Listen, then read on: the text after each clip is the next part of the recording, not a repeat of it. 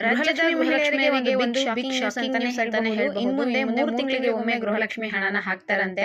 ಸ್ವತಃ ನಮ್ಮ ಲಕ್ಷ್ಮಿ ಹೆಬ್ಬಾಳ್ಕರ್ ಮೇಡಮ್ ಅವರೇ ಇದ್ರ ಬಗ್ಗೆ ಒಂದು ಹೇಳಿಕೆಯನ್ನು ಕೊಟ್ಟಿದ್ದಾರೆ. 15ನೇ ಕಂತು ಯಾವಾಗ ಬರುತ್ತೆ ಅಂತ ಬಹಳಷ್ಟು ಜನ ಕಾಯ್ತಾ ಇದ್ದಾರೆ. ಕೆಲವರಿಗೆ 14ನೇ ಕಂತಿನ ಹಣ ಬಂದಿದೆ, ಕೆಲವರು 14 ವಿಡಿಯೋನ ಕಂಪ್ಲೀಟ್ ಆಗಿ ನೋಡಿ.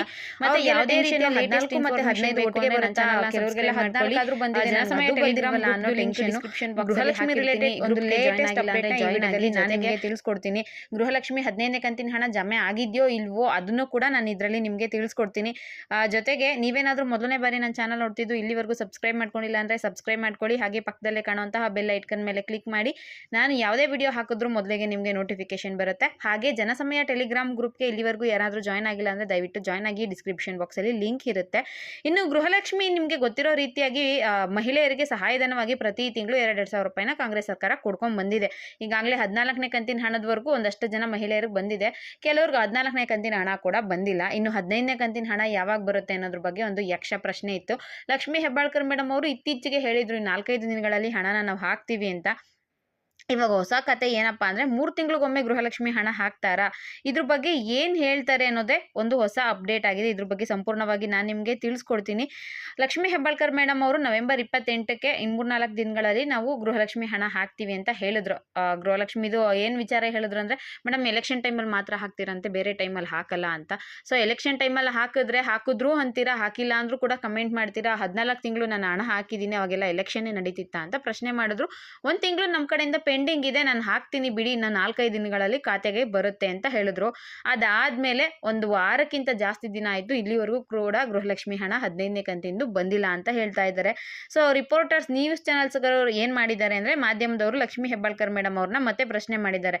ಮೇಡಮ್ ಪ್ರತಿ ತಿಂಗಳು ಗೃಹಲಕ್ಷ್ಮಿ ಹಣ ಲೇಟಾಗಿ ಬರುತ್ತಲ್ಲ, ಯಾಕೆ ಮೇಡಮ್ ಅಂತ. ಸೊ ಅದಕ್ಕೆ ಅವರು ಗೃಹಲಕ್ಷ್ಮಿ ಹಣ ಯಾಕೆ ಲೇಟಾಗಿ ಬರ್ತಿದೆ ಅಥವಾ ಯಾವಾಗ ಹಾಕ್ತೀವಿ ಅಂತ ಹೇಳಬೇಕಿತ್ತು. ಅದನ್ನು ಬಿಟ್ಟು ಲಕ್ಷ್ಮಿ ಹೆಬ್ಬಾಳ್ಕರ್ ಮೇಡಮ್ ಏನು ಮಾಡಿಬಿಟ್ಟಿದ್ದಾರೆ ಅಂದರೆ, ನೀವು ಪ್ರತಿ ತಿಂಗಳು ಸ್ಯಾಲ್ರಿ ತಗೋತಿರಲ್ಲ, ಕರೆಕ್ಟ್ ಟೈಮ್ಗೆ ಕೊಟ್ಬಿಡ್ತಾರ ನಿಮಗೆ. 5ನೇ ತಾರೀಕು ಅಂದರೆ 5ನೇ ತಾರೀಕು ಬರುತ್ತಾ, 1ನೇ ತಾರೀಕು ಅಂದರೆ 1ನೇ ತಾರೀಕು ಬರುತ್ತಾ, ಸ್ವಲ್ಪ ಹೆಚ್ಚು ಕಮ್ಮಿ ಆಗುತ್ತಲ್ವಾ. ಅದೇ ರೀತಿ ನಮ್ಮ ಗೃಹಲಕ್ಷ್ಮಿ ಯೋಜನೆದು ಕೂಡ ಅಂತ ಅವರು ರಿವರ್ಸ್ ಆನ್ಸರ್ನ ಕೊಟ್ಬಿಟ್ಟಿದ್ದಾರೆ. ಅಂದರೆ ಒಂದು ಸ್ವಲ್ಪ ಕೋಪದಲ್ಲಿ ಆನ್ಸರ್ನ ಕೊಟ್ಬಿಟ್ಟಿದ್ದಾರೆ. ಸೊ ಮೀಡಿಯಾದವ್ರು ಸುಮ್ಮನೆ ಇರಬೇಕಲ್ಲ.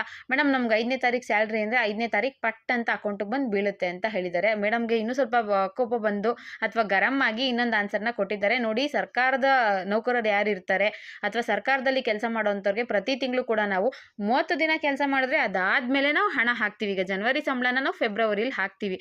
ಅದೇ ರೀತಿ ಸರ್ಕಾರದ ಬಂದ ಬರೋ ಸಂಬಳಗಳು ಯಾವಾಗಲೂ ಕೂಡ 2 ತಿಂಗಳಿಗೊಂದ್ಸಲ 3 ತಿಂಗಳಿಗೊಂದ್ಸಲ ಲೇಟ್ ಆಗಿ ಬರುತ್ತೆ. ಪ್ರತಿ ತಿಂಗಳು ಅದು ಆನ್ ಟೈಮಲ್ಲಿ ಬರೋದಿಲ್ಲ ಅಂತ ಹೇಳ್ಬಿಟ್ಟಿದ್ದಾರೆ. ಸೊ ಅದು ಸ್ವಲ್ಪ ಎಲ್ರಿಗೂ ಕೂಡ ಇದಾಯಿತು. ಇವಾಗ ಗೌರ್ಮೆಂಟ್ ಸ್ಯಾಲ್ರಿ ನೀವು ಕರೆಕ್ಟ್ ಟೈಮ್ಗೆ ಪ್ರತಿ ತಿಂಗಳು ಕೊಡಲ್ಲ ಅಂತ ಹೇಳ್ತಿದ್ದೀರಲ್ಲ, ಅದೇ ರೀತಿ ಗೃಹಲಕ್ಷ್ಮಿ ಯೋಜನೆ ಕೂಡ 3 ತಿಂಗಳಿಗೊಂದ್ಸಲ ಕೊಡ್ತೀರಾ? ಸಂಬಳನ ನೀವು 3 ತಿಂಗಳಿಗೊಂದ್ಸಲ ಕೊಡೋದಕ್ಕೂ ಗೃಹಲಕ್ಷ್ಮಿ ಯೋಜನೆಯ ಸಹಾಯಧನ ಹಣ ಕೊಡೋದಕ್ಕೂ ಏನು ಸಂಬಂಧ ಅಂತ ಬಹಳಷ್ಟು ಜನ ಕೇಳ್ತಾ ಇದ್ದಾರೆ. ಇನ್ನೊಂದಷ್ಟು ನ್ಯೂಸ್ ಚಾನಲ್ಸ್ಗಳಲ್ಲಿ ಇವ್ರು ಪ್ರತಿ ತಿಂಗಳು ಅದೇ ರೀತಿ ಮಾಡ್ತಾ ಇರೋದು, ಕರೆಕ್ಟಾಗಿ ಕೊಡ್ತಾ ಇಲ್ಲ. ಗೌರ್ಮೆಂಟ್ ಅವ್ರಿಗೆ ಸಂಬಳ ಹೆಂಗೆ ಕೊಡ್ತಿದ್ದಾರೋ ಗೃಹಲಕ್ಷ್ಮಿ ಹಣನೂ ಹಾಗೇನೆ ಇವ್ರಿಗೆ ಯಾವಾಗ ಕೊಡ್ತೋ ಇಷ್ಟ ಆಗುತ್ತೋ ಯಾವಾಗ ಕೊಡಬೇಕು ಅನ್ಸುತ್ತೋ ಆಗಲೇ ಕೊಡ್ತಾರೆ ಅಂತ ಕೂಡ ಮಾತುಕತೆ ನಡೆಸ್ತಾ ಇದ್ದಾರೆ. ಒಟ್ಟಿನಲ್ಲಿ ಗೃಹಲಕ್ಷ್ಮಿ ಹಣ ಕರೆಕ್ಟ್ ತಿಂಗಳಿಗೆ ಬರ್ತಾ ಇಲ್ಲ.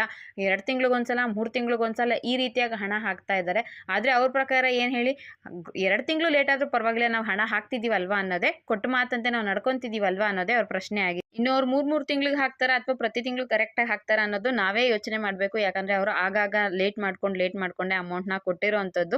ಇನ್ನು ಗೃಹಲಕ್ಷ್ಮಿ 14ನೇ ಕಂತಿನ ಹಣದವರೆಗೂ ಬಂದಿದೆ, 15ನೇ ಕಂತಿನ ಹಣ ಬರಬೇಕು.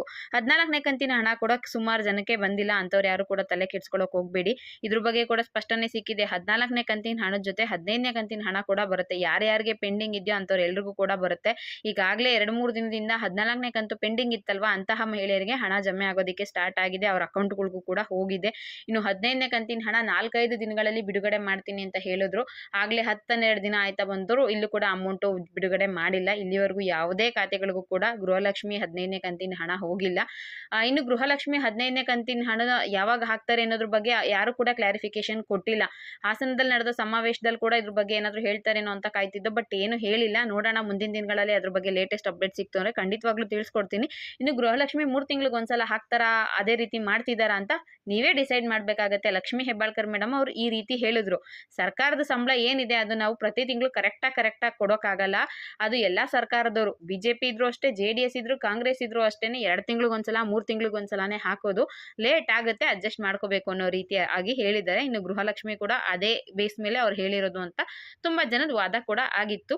ಇದು ಗೃಹಲಕ್ಷ್ಮಿ ವಿಚಾರವಾಗಿ ಸಿಕ್ಕಿರುವಂತಹ ಲೇಟೆಸ್ಟ್ ಇನ್ಫಾರ್ಮೇಷನ್. ವಿಡಿಯೋ ಇಷ್ಟ ಆಗಿದ್ರೆ ಒಂದು ಲೈಕ್ ಮಾಡಿ, ಶೇರ್ ಮಾಡಿ, ಮಿಸ್ ಮಾಡದೆ ಸಬ್ಸ್ಕ್ರೈಬ್ ಮಾಡ್ಕೊಳ್ಳಿ. ಇಲ್ಲಿವರೆಗೂ ವಿಡಿಯೋ ನೋಡೋದಕ್ಕೆ ಎಲ್ಲರಿಗೂ ಕೂಡ ಧನ್ಯವಾದಗಳು. Thank you for watching friends.